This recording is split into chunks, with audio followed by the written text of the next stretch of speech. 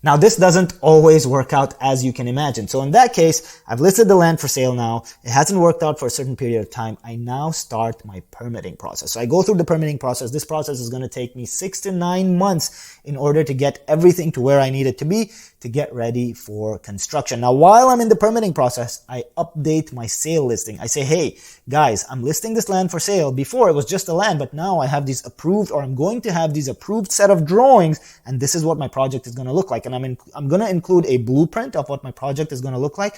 Plus, I'm going to add some rendering. So I'm going to add some nice digitized images, like computerized images of what this final product will look like. And guess what?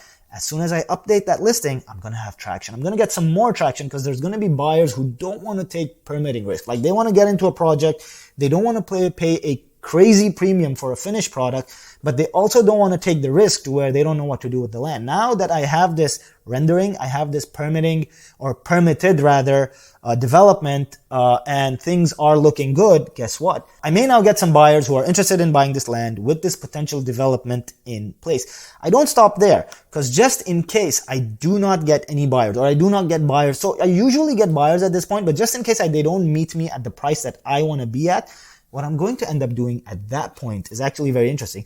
I will only start building 30% of this development, which means I'm not going to complete the entire thing. I'm just going to take a small portion and build it, and then list it for sale once again. As I'm going through construction, as I'm going through leasing, now we have what is called a cap rate for my development. So I will list the entire project for sale based on the cap rate that I am getting for that little parcel.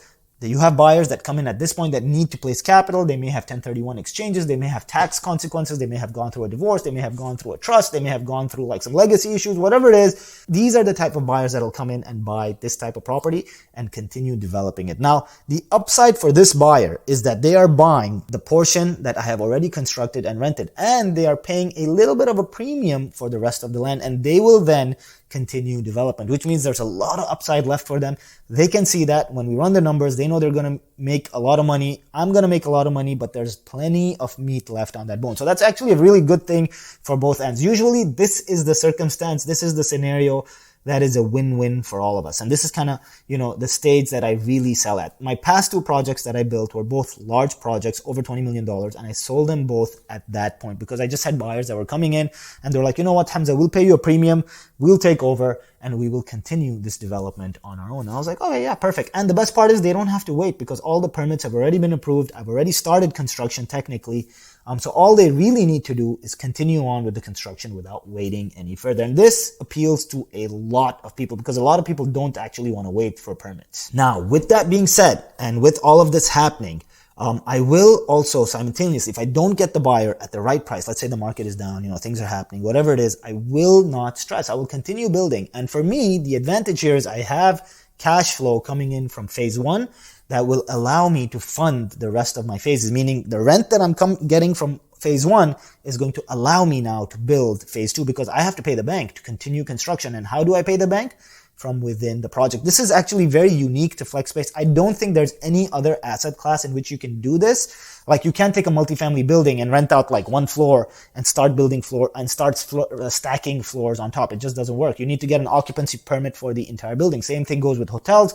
Same thing goes with office buildings. Same thing goes with a house. Like, you can't finish half a house, rent it out, and then expect that half a house to pay for the remaining portion of the house. The house needs to be completed entirely. But with flex spaces, because we are building them building by building, we're allowed to complete a building and then allow that building to pay for the next building and then allow those two buildings to pay for the next two buildings and so on. So this is extremely unique to FlexSpace. It allows us to have many opportunities to finance the same project, and in many cases not require too much money to continue developing, because one phase will end up funding the other phases. Now, at this point, if I have not found a buyer yet, I will go on and complete the entire development, and then I will list it for sale after I have leased it out completely. And this is where I would make the maximum bang for my buck. So this is where I make the most amount of money. But remember, this is also where I have put the most amount of effort, the most amount of energy, the most amount of everything that I'm doing goes on in this final phase. So it's extremely important that you realize, the more work you put in,